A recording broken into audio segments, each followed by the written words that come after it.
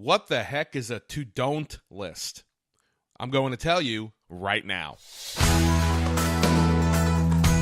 Hi, this is John Sanpetro, and on this episode of the Stamping Is My Business podcast, we're going to talk about the to-do list's seldom talked about brother, the to-don't list. And you're going to learn that the to-don't list is every bit as important, if not more so, than the to-do list.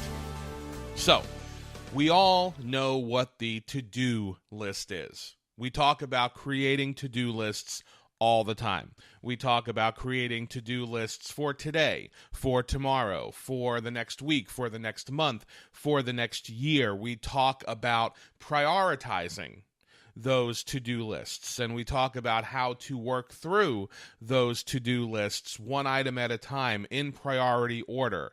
We talk about the importance of not multitasking. We talk about the good feeling that you get when you accomplish something on your to-do list. And we talk about how taking action creates good energy, which leads to taking more action. The to-do list is a wonderful thing. And I would say that as a business coach, I spend a pretty significant amount of time talking about to-do lists to my client. I have entire products that I've been selling for over a decade that relate to to-do lists and time management. But then you have to ask yourself the question, if everyone knows about to-do lists, why doesn't everyone use them? And when I say why doesn't everyone use them, I don't mean why don't they make to-do lists, because the truth is most people do make lists. Most people will make some form of a to-do list. They do it in their business. They do it in their life. You make all sorts of lists, right?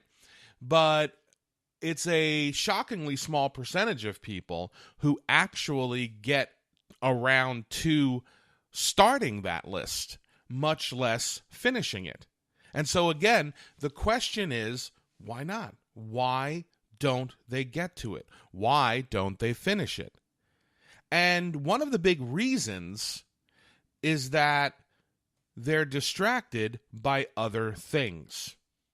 There are other things that they're doing that they shouldn't necessarily be doing, that are taking them away, that's pulling their focus from the more important aspects of their lives. And again, this is true for your business life or for your personal life. There are things that you know you're doing that you shouldn't be doing.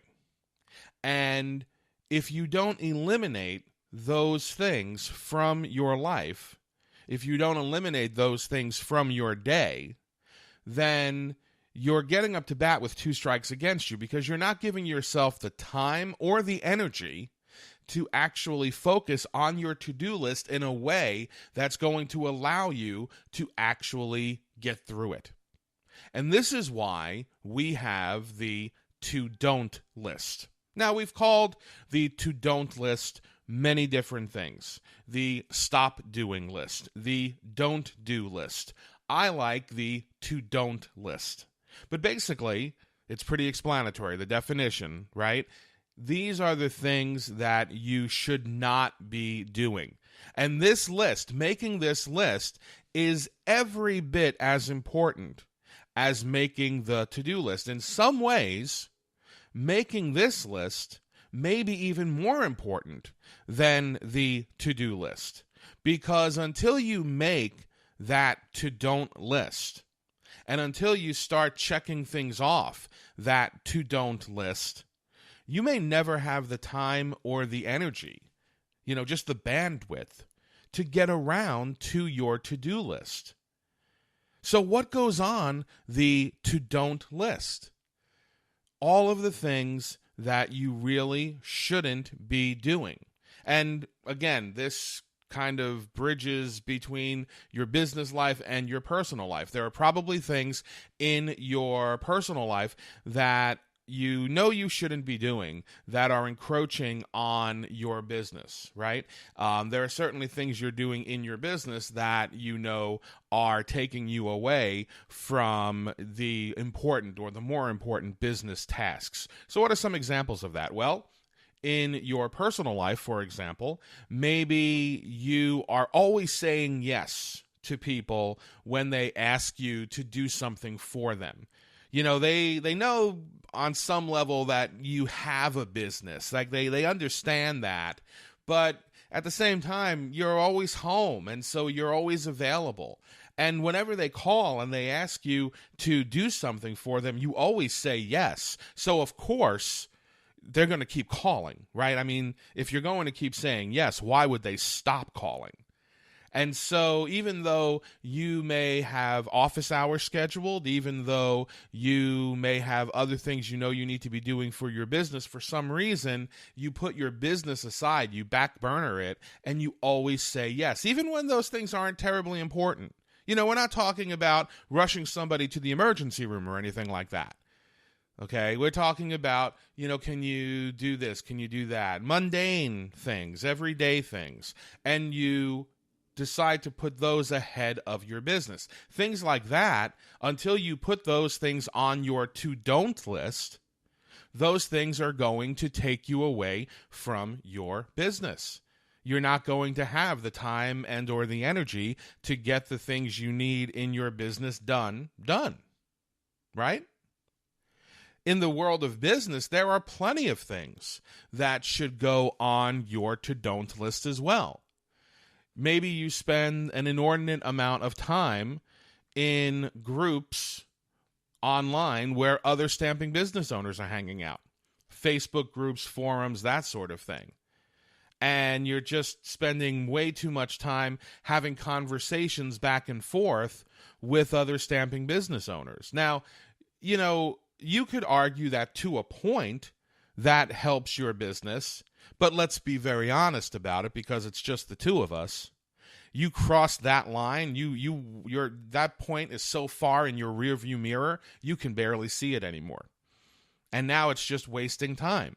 And you only have a finite amount of time. So until you add that sort of behavior to your to-don't list, you're never going to get around to actually doing the things that you need to that are on your to-do list.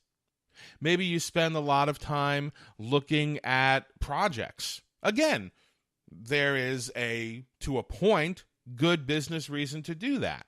But we've probably passed that point long ago. And so now you're just wasting time. Maybe you spend a lot of time checking out other stamping business owners' blogs. Not only is that unproductive, it's actually counterproductive, because I find that 99 times out of 100 when people do that, all they're doing is drawing negative comparisons to themselves when they do that. And all of these things take up your time, they drain your energy, and they just really cut you off at the knees. I don't know how else to say it. You know, you're basically putting yourself in a situation where your chances of success are very low because you just don't give yourself the time and the energy that you need. This is one of those ways where we are our own worst enemy, where our behaviors are the thing that contribute most significantly to our lack of success. Whereas in reality, what should be happening is our behaviors should be the thing that contribute most to our success. So this is the paradigm that we have to turn around.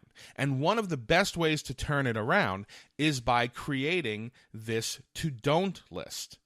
And so what I would challenge you all to do this week is take out a piece of paper and write down all of the things that you need to stop doing in order to give yourself your best possible chance for success. Write down all of the things that you have to stop doing that are taking away your time, taking away your energy, and truly not really contributing to the overall growth and health of your business. The nice thing about the to-don't list is that you don't have to work through each of those things one at a time. Once you make the list, you could just flip the switch on it. And you could just say, that's it. I've got the list. I'm not doing any of these things anymore. And now that I've got my to-don't list and I'm not doing those things, now I have the time and the energy I need to focus on my to-do list and get it done. If you enjoyed this episode of the Stamping is My Business podcast, please feel free to like it, share it, subscribe to it, and listen to more. You can find us on iTunes, Google Play, our website, stampingismybusiness.com, and on our Facebook page, facebook.com/stampingismybusiness. If you have questions or ideas for future episodes, please email them to me at john@stampingismybusiness.com. This is John San Pietro, and I'm just trying to get you paid.